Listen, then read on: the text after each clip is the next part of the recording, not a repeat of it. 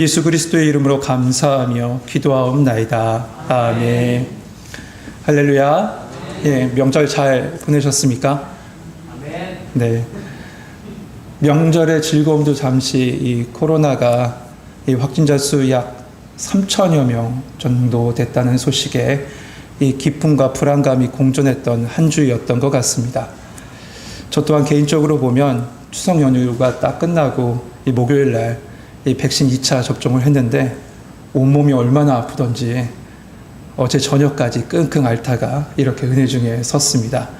오늘 이 예배 가운데 성령님께서 붙잡아 주셔서 저와 여러분과 우리의 가정과 우리 삶의 터전에 하나님께서 주신 보호하심과 평강의 복음이 함께하길 주님의 이름으로 축복합니다. 우리는 다시 세워지는 교회, 다시 세워지는 성도라는 주제로 이 요한계시록에 나온 이 아시아 7교회에 보내진 편지를 지금 살펴보고 있습니다. 교회의 머리 되신 예수님께서 그 각 교회에게 편지를 쓰시면서 그 교회의 상황에 따라서 나는 누구다 자기를 나타내시면서 계속 말씀하셨습니다. 첫 번째 교회인 에베소 교회에는 오른손에 7뼈를 붙잡고 7 금촛대 사이로 거느리시는 이 모습으로 나타나신 이 예수님께서 너희들 회개하고 처음 사랑, 처음 믿음을 회복하라 그렇게 말씀하셨습니다. 두 번째 교회인 서머나 교회에는 처음이며 마지막이요 죽었다가 살아나시니 곧 창조와 부활의 주님으로 나타나시니 그 예수님께서 장차 받을 고난, 그의 고난을 두려워하지 말라 그렇게 말씀하셨죠. 그리고 오늘 보게 될 이 세 번째 교회인 버가모 교회에는 12절에 보니까 좌우에 날성검을 가지신 이로 그렇게 나타나셨습니다. 이 좌우의 날성검은 심판을 상징합니다. 그러면 왜 우리 주님은 이 버가모 교회에는 심판하시는 주님의 모습으로 싸우시는 주님의 모습으로 이렇게 나타나신 것일까요? 오늘 말씀을 보면서 그것을 나누길 원합니다. 이 버가모란 지역을 먼저 한번 살펴볼 필요가 있습니다. 버가모는 앞선 두 도시와 다르게 이 내륙에 위치한 도시입니다. 390m의 높은 산 위에 이 천연 요새로 지어진 도시가 바로 이 버가모입니다. 이곳은 선사시대부터 이미 도시가 형성된 곳이었지만 이 도시의 기원이 어떻게 됐는지는 잘 알려지지 않았습니다. 그러다가 역사에 등장하기 시작한 건 바로 알렉산더 대왕이 등장한 이후부터입니다. 알렉산더 대왕이 죽고 나자 그의 부하 중에 한 명이 이 버가모가 천연적인 요새라는 것을 깨닫고 이곳에 성을 쌓고 그리고 그곳에 아크로폴리스라고 하는 고대 그리스의 도시 성체를 세우기 시작합니다. 그리고 이곳 버가모 왕국을 만들어요. 페르가모 왕국이라고 그렇게 합니다. 페르가모 왕국을 만들어서 로마 시대, 비잔틴 시대에 이르기까지 이곳은 산업과 무역이 참 발달했고 문학과 특별히 의술이 번영했던 도시입니다. 그래서 이곳에 특출나게 이 발달한 두 가지가 있었다고 합니다. 그중 한 가지는 바로 양피지입니다. 양피지. 주전 1세기와 2세기 사이에 이 도서관으로 유명한 두 도시가 있습니다. 하나는 이 이집트의 알렉산드리아고 또 다른 하나는 바로 이 버가모입니다. 그런데 이 둘 사이에 경쟁이 붙은 겁니다. 소위 이 경쟁을 갖다가 도서관 전쟁이라고 이렇게 얘기해요.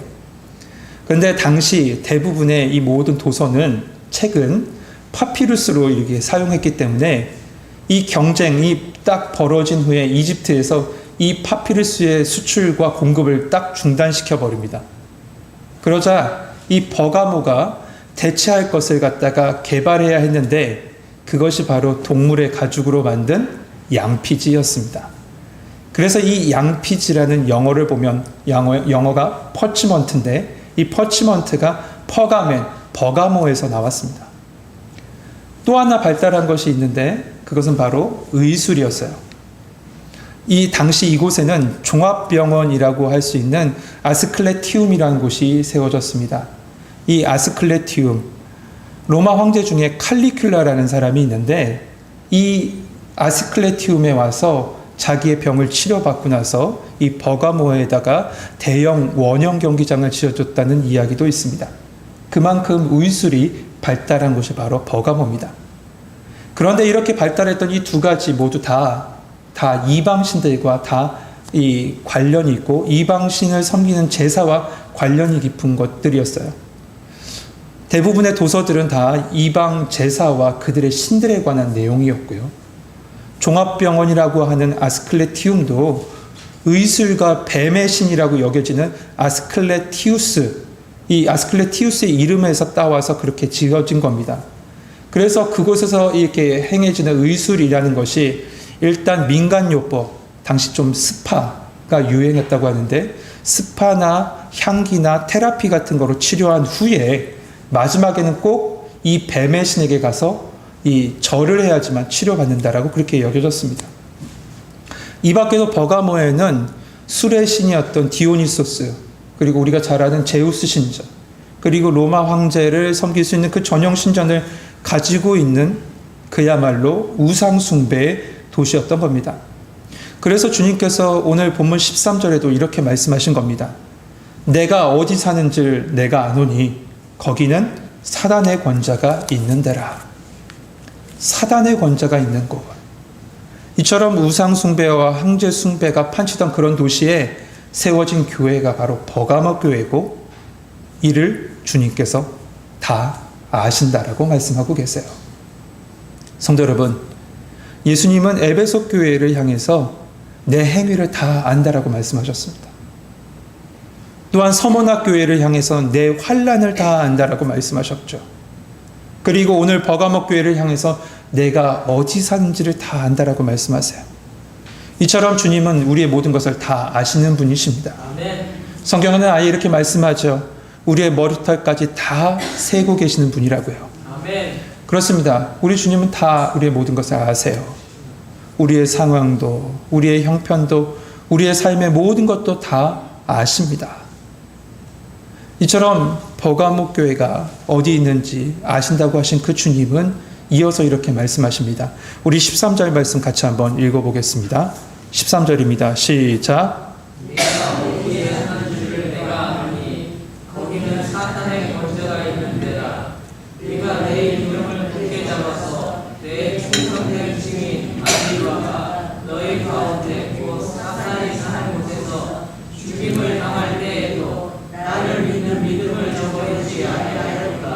아멘. 이 버가모 교회는 우상 숭배 그리고 황제 숭배를 거부함으로 말미암아 핍박과 어려움을 당했는데, 그럼에도 불구하고 어떻게 했냐면 13절 이 하반절 중간에 보면 내 이름을 굳게 잡았다라고 되어 있습니다. 내 이름을 굳게 잡았다. 예수 이름 굳게 잡은 겁니다. 사도 바울은 사도행전 9장에 보면 예수님께서 그를 부르셨을 때 그의 이름, 예수의 이름을 위하여 부르심을 받았다라고 얘기합니다. 그리고 마지막 순간까지 그 이름, 예수 이름 증거하는 사명을 감당하는 모습을 보게 되죠. 왜냐하면 예수 이름이 생명이고 예수 이름 안에 하나님 나라가 있기 때문에 그렇습니다. 그래서 사도행전 4장 12절에 사도 베드로는 이렇게 말하는 겁니다. 다른 이로서 구원을 받을 수가 없나니 천하 사람 중에 구원을 받을 만한 다른 이름을 우리에게 주신 일이 없느니라. 할렐루야. 아멘. 이처럼 버가모 교회는 오직 예수 이름 그렇게 굳게 붙잡았습니다. 그런데 그로 인해서 죽임을 당한 안디바가 있었다라고 합니다.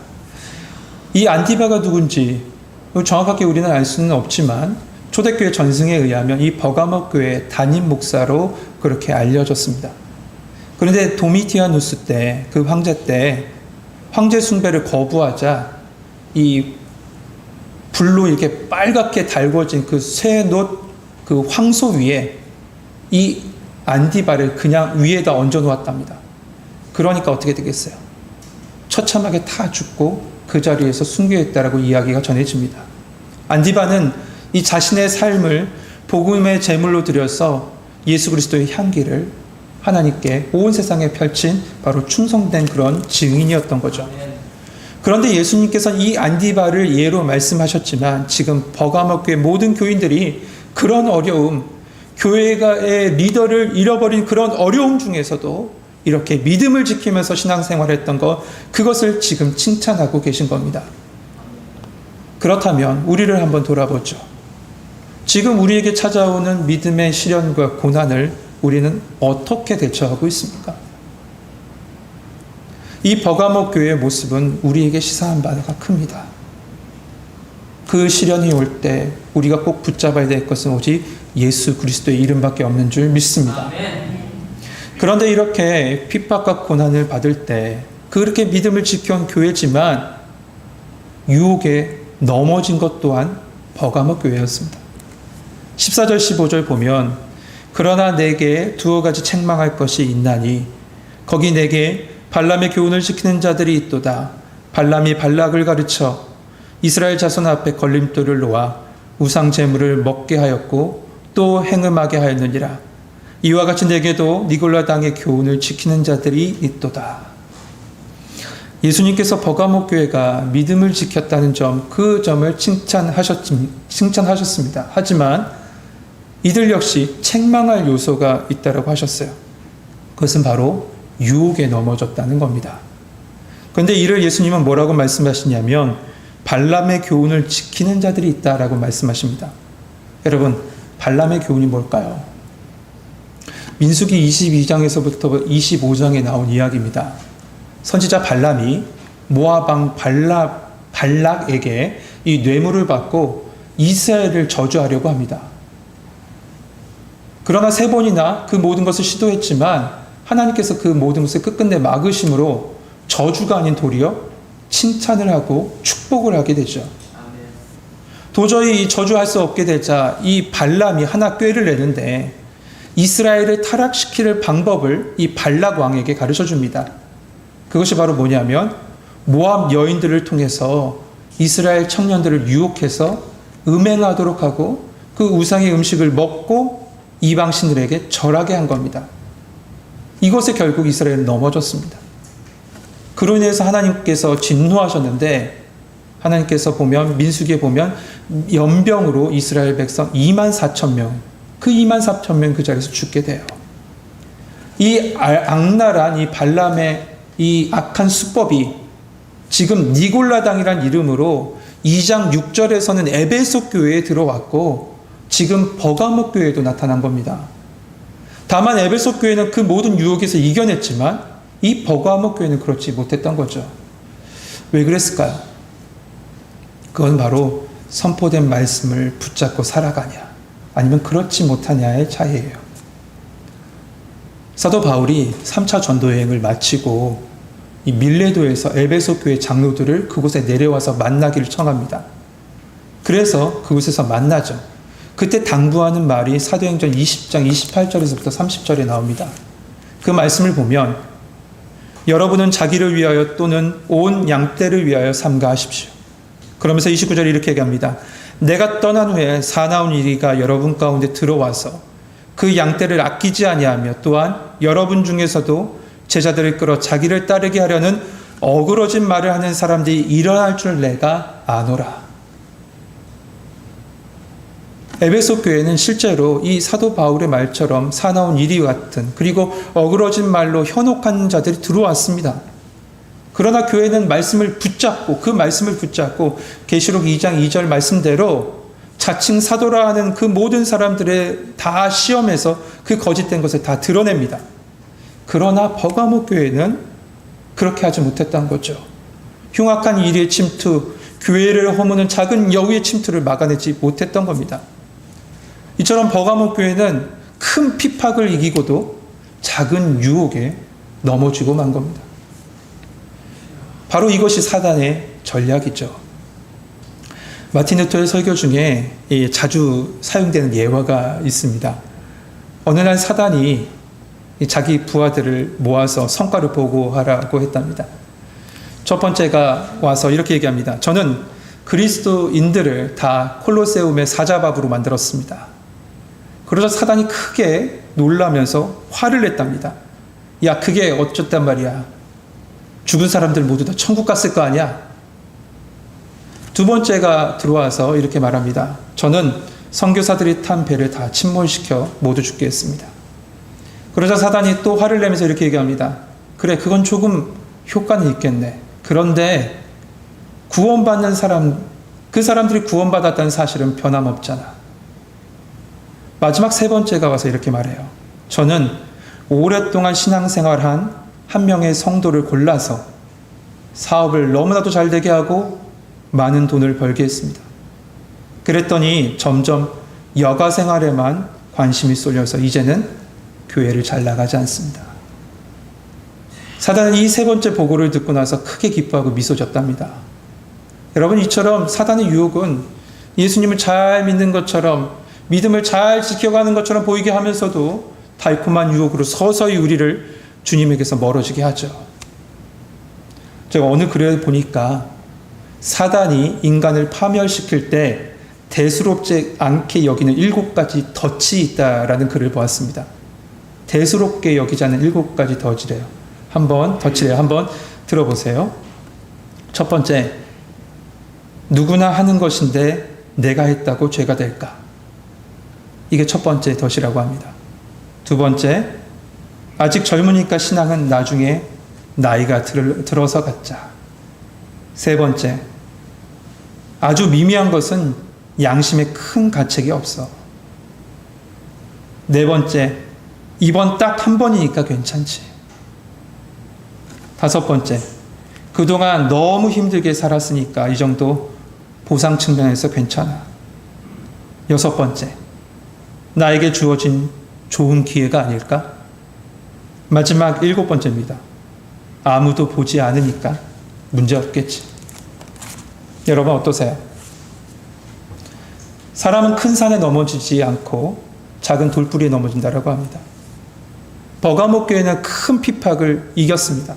그러나 지금 작은 유혹, 그 유혹의 돌부리에 걸려 넘어진 것이죠. 이에 예수님께서 이렇게 말씀하십니다. 16절입니다. 그러므로 회개하라. 그렇지 아니하면 내가 네게 속히 가서 내 입의 검으로 그들과 싸우리라. 아멘. 서두에 우리는 예수님께서 각 교회의 상황과 형편에 맞게 나타나신다라고 했습니다. 그러면서 버가모 교회에는 좌우에 날선 검을 가지신 이로 표현하면서 심판하신 주님, 그리고 싸우신 주님으로 말씀하고 계신다라고 했어요. 여기에서 왜 이렇게 말씀하셨는지 그것을 분명히 보여주고 있어요. 먼저 버가모에 대해서 한 가지 알 사실이 있습니다. 버가모는 여느 소아시아의 도시와 다르게 로마 황제로부터 칼을 수여받은 도시입니다. 이 로마 황제로부터 칼을 수여받았다는 것은 뭐냐면 생사 여탈권을 가진다는 뜻이에요. 그런 막강한 권력을 가지고 있다는 것이죠. 이 버가모 총독이요. 하지만 말씀에서 예수님이 좌우에 날선 검을 가지신 이며 그 입의 검으로 싸우신다고 하신 것은 예수님이야말로 영원한 생사 여탈권을 가지신 진정한 심판자라는 것이죠. 아멘. 그 예수님이 그 입의 칼로 심판하신다는 겁니다. 아멘. 여러분, 칼은 뭘까요? 칼은 성령의 검, 곧 하나님의 말씀을 가리킵니다. 그래서 입으로부터 나오는 칼이라고 말씀하고 계신 거죠. 진리의 말씀, 곧 구원의 복음인 겁니다. 이 복음의 양날의 검은 믿는 자에게는 혼과 영과 관절과 골수를 찔러 쪼개기까지 하는 생명의 말씀이 되지만 믿지 않은 자, 그리고 교회를 혼란하게 하는 자들에게는 계시록 15장, 19장, 15절에 말씀한 그 입에서 예리한 검이 나오니 그것으로 만국을 치리라. 심판의 말씀으로 그들에게 주어지는 겁니다. 그래서 주님이 지금 이 앞에서 16절 앞에서 이렇게 말씀하신 겁니다. 회개해라. 회개는 돌아가는 겁니다. 돌아와라. 돌아와라. 주님께서 간절히 말씀하고 계신 겁니다. 그러면서 약속을 주시는데 17절 말씀 우리 한번 같이 한번 읽어보겠습니다. 17절입니다. 시작.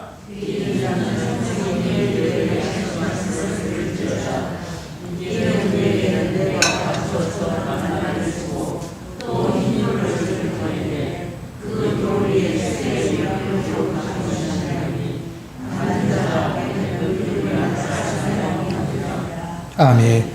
예수님께서 약속하신 건 두 가지입니다. 하나는 감추었던 만나를 주시겠다. 또 다른 하나는 흰돌을 주시겠다예요. 여러분, 만나는 이스라엘 민족이 40년 광야 생활을 지탱하게 해준 실제적인 양식이에요. 이에 이스라엘 민족은 이 하나님의 인도하심을 생각하면서 항아리에 한 오멜의 이 만나를 담고 간직했습니다. 여러분, 이 만나가 결국 누구를 나타내는 겁니까? 맞습니다. 예수님을 나타내는 거죠. 요한복음 6장 35절에 보면 예수께서 이르시나는 생명의 떡이니 내게 오는 자는 결코 줄이지 아니할 터여 나를 믿는 자는 영원히 목마르지 아니하리라. 아멘. 여러분, 이 약속의 말씀은 썩어질 양식인 발람과 니골라당의 그 교훈이 아니라 줄이지도 목마르지도 아니한 생명의 양식 예수 그리스도를 먹게 할 것이다 약속해 주시고 말씀해 주시는 겁니다. 두 번째 약속은 뭡니까? 흰돌입니다. 여러분, 흰돌이 무엇을 상징할까요? 당시 그 문화를 보면 재판할 때 그 사람이 피고가 무죄이면 흰돌을 주고 유죄이면 검은 돌을 줬답니다. 또한 고대 사회에서 이 특별하게 기쁜 날이 있으면 항아리에다 흰 돌을 넣어놓고 좋지 못한 날이 있으면 검은 돌을 넣었대요. 그리고 잔치에 초대할 때도 보면 이 흰 돌을 초대장으로 사용했다라고 합니다. 이런 모든 것을 종합해보면 이기는 자에게 약속으로 주어진 이 흰 돌은 무죄, 곧 죄사함을 받고 구원의 기쁨에 참여하게 된다는 것이죠. 아멘. 결국 그 흰돌에 이름이 쓰여진다는 건 구원의 기쁨에 초대를 받는다는 겁니다. 그러므로 이 흰돌 또한 만나와 마찬가지로 사도 베드로가 말한 대로 보배로운 산돌이신 예수 그리스도를 상징하는 겁니다. 아멘. 모든 유혹을 이기고 주님 앞에 돌아오기만 하면 그 흰돌이신 예수 그리스도의 가슴에 그 성도의 이름이 새겨지고요. 영광스러운 그 잔치자리, 그 혼인잔치에 참여하게 해주시겠다 말씀해 주고 계신 거예요.